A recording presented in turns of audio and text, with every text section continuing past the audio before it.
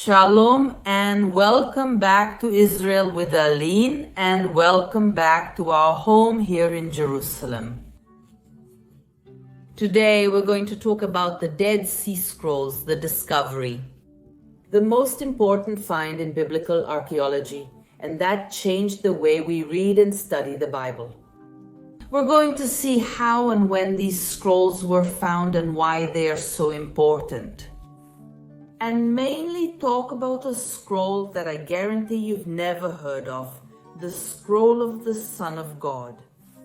It's a mysterious and prophetic scroll that speaks of the Son of the Most High and that was hidden from the public for a long time. And what is written in it will surprise you.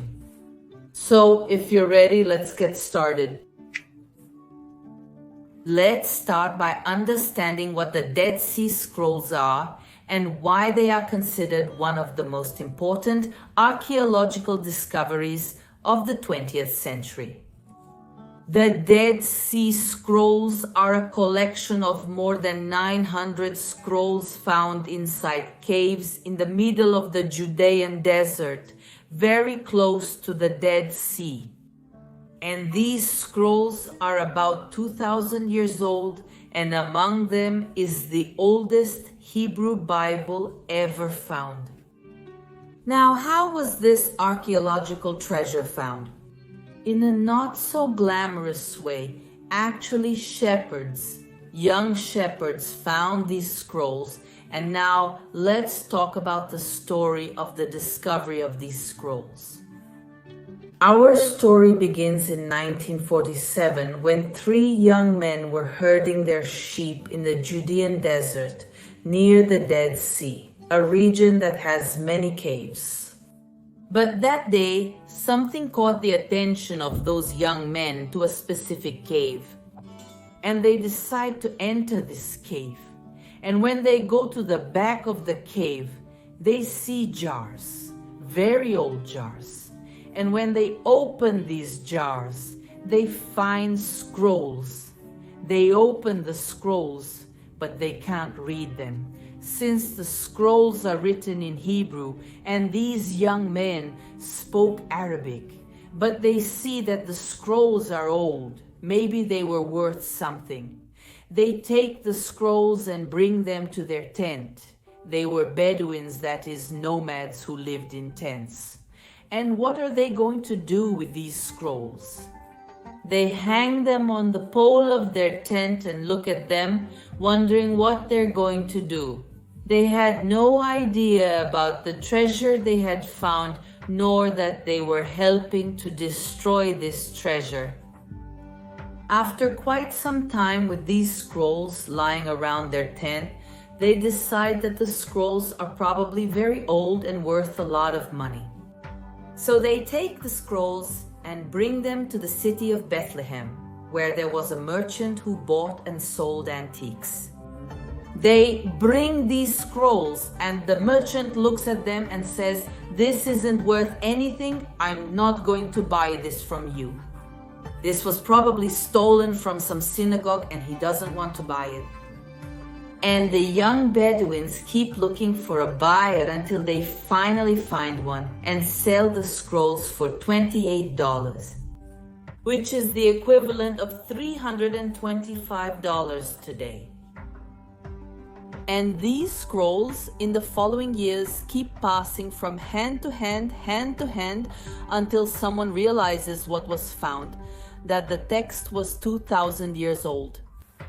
And now that the value of these scrolls is known, archaeological excavations begin in this region. What's the problem? In 1948, the War of Independence of Israel begins.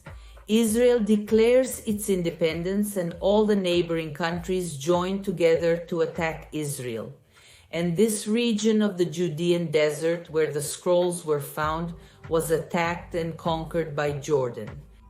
So, in the following years, since Jordan controlled this region, they started to do archaeological excavations and found more and more scrolls, totaling more than 900 scrolls. Unfortunately, they find the scrolls, but they are not going to preserve the scrolls well.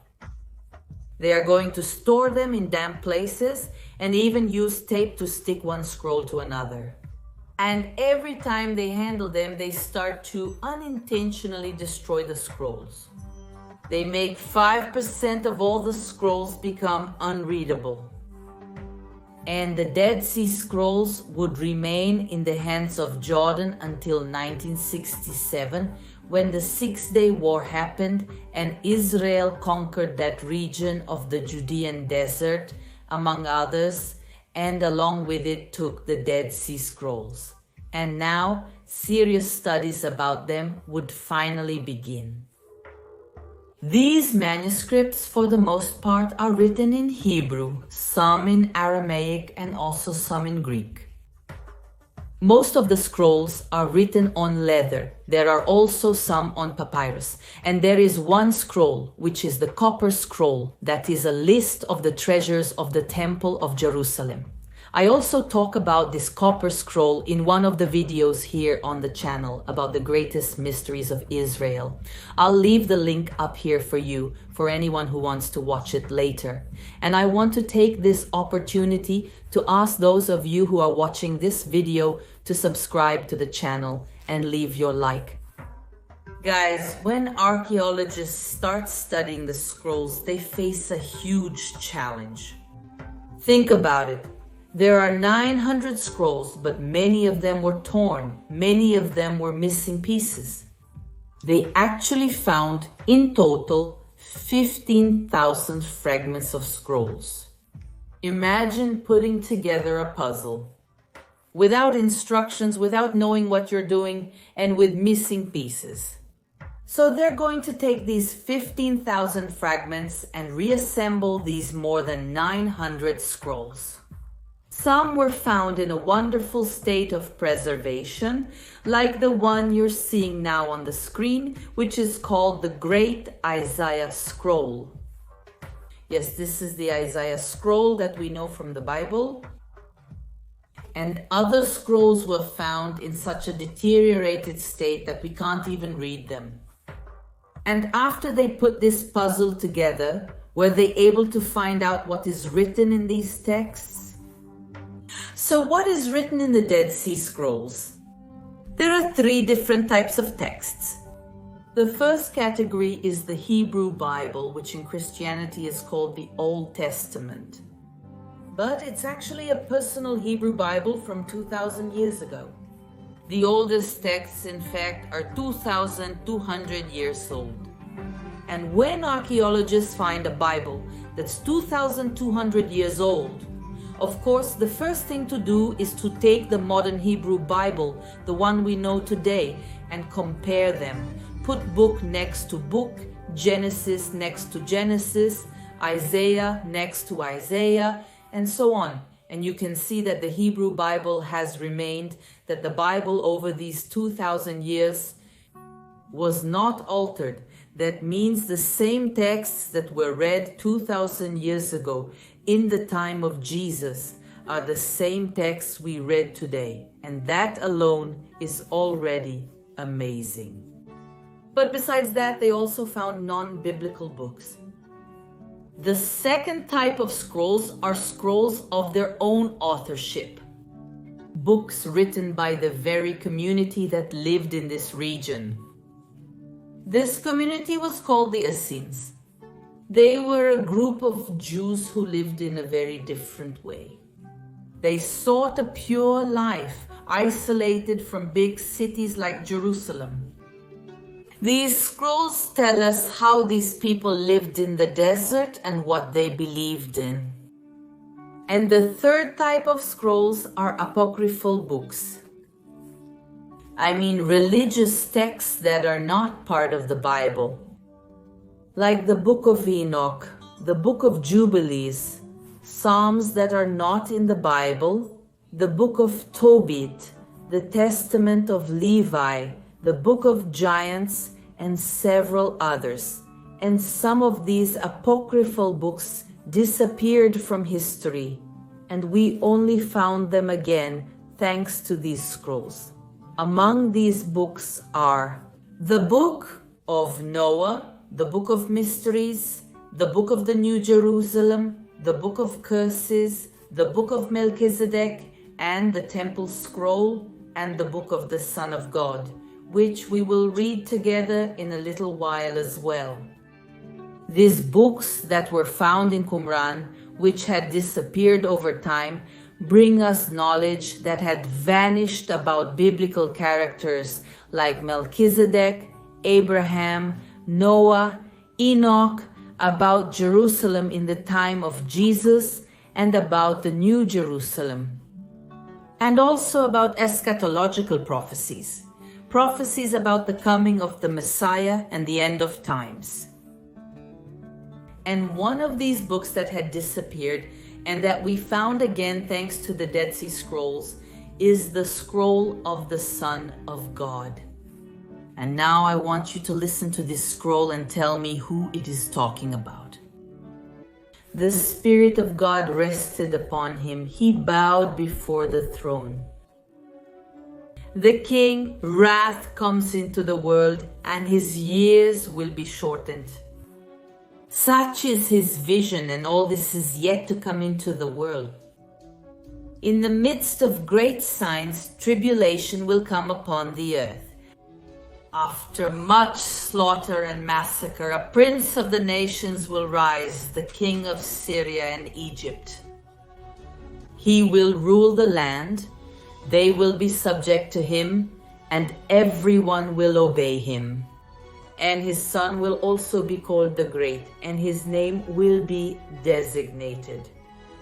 He will be called the Son of God. They will call him Son of the Most High. But just like the meteors you saw in your vision, so will be his kingdom. They will reign only a few years on the earth, while people trample on people and nation tramples on nation, until the people of God rise up. Then everyone will rest from war.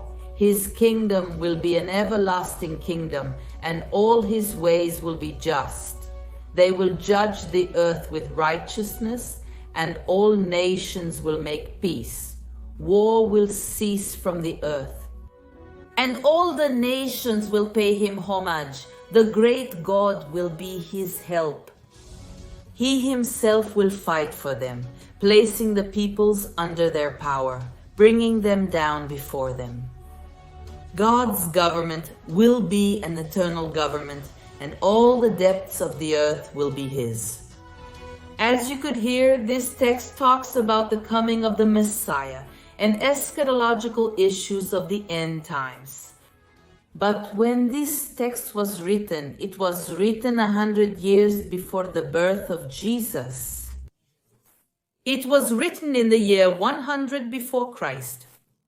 But if we take what this text says and compare it now with some passages from the New Testament, more specifically from the book of Luke, we can see that the language is the same. When the angel announces the coming of Jesus, he says he will be great and will be called the Son of the Most High. And the Lord God will give him the throne of David, his father, and he will reign forever over the house of Jacob, and his kingdom will have no end. And Mary said to the angel, "How will this be, since I do not know any man?" And the angel answered her, "The Holy Spirit will come upon you, and the power of the Most High will overshadow you. Therefore, the Holy One who is to be born from you will be called the Son of God." And we can clearly see the parallels between the Annunciation to Mary by the angel Gabriel and the scroll of the Son of God. But how is it that such an important text like this isn't known by more people? This text was found in 1958 during archaeological excavations carried out by Jordan, but it was kept in a way that you could say was secret. And this text was only revealed to the public in its entirety, the complete text, in the year 1993. For years, only a few people had access to the content and were able to read it. We only found one copy of this scroll. We found dozens of copies of other Dead Sea Scrolls. And there's also a part of this text missing, since the original had 3 columns and we only found 2. Imagine what else could be revealed if we found the third part. The Dead Sea Scrolls have revolutionized our way of seeing the Bible. First, because they are the oldest version of the Bible found to this day. They are 900 years older than the second oldest version. I mean, this version takes us back to the time of Jesus, and we can see that the Bible was not tampered with, and that the book we use today is the same as the one used 2,000 and even 2,200 years ago. In addition, the Dead Sea Scrolls contain books that are not in the Bible, and that help us understand a little better what life, knowledge, and faith were like in the times of the Second Temple in Jerusalem. And among these incredible books is the scroll of the Son of God, the scroll that talks about the coming of the Messiah, the Son of God, who will be called the Son of the Most High. But it's a book written 100 years before the arrival of Jesus. And in the text, we can find such great similarities to the New Testament. There are so many other interesting scrolls that have been found. The Book of Mysteries, the Book of the Temple of Jerusalem, the Book of Giants, the Book of Melchizedek, the Book of Curses, and so many others. So, if you want to hear about any of these books, leave a comment below, and if there's enough interest from you, we'll tell you a bit more about the Dead Sea Scrolls. But now I want to wish you all a good day, a big kiss, and I'll see you next time.